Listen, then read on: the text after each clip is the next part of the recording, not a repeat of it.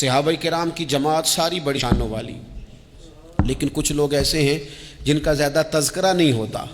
تو بظاہر یوں محسوس ہوتا ہے کہ ہم نے عوام کو ان سے پوری طرح روشناس بھی نہیں کرایا۔ ایک شخصیت کا ذکر آج کریں گے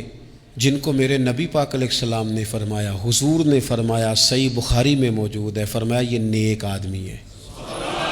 اور یار جسے رسول کریم کہیں بندہ نیک ہے، رجل صالح، حضور نے فرمایا نیک آدمی ہے، جو بالغ نہیں ہوئے تھے اور اس سے پہلے ہی کلمہ پڑھ لیا تھا،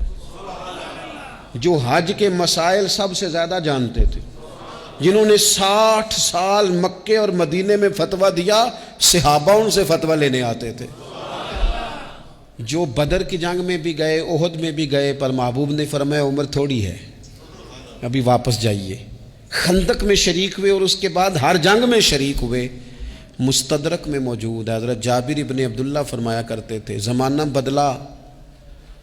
تو کچھ لوگوں میں بھی تبدیلیاں آئیں،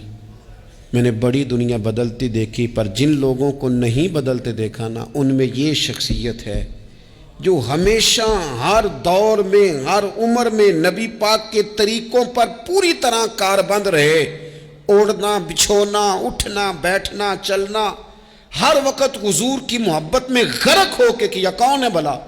حضرت عمر کے بیٹے سیدنا عبداللہ ابن عمر رضی اللہ تعالی عنہ۔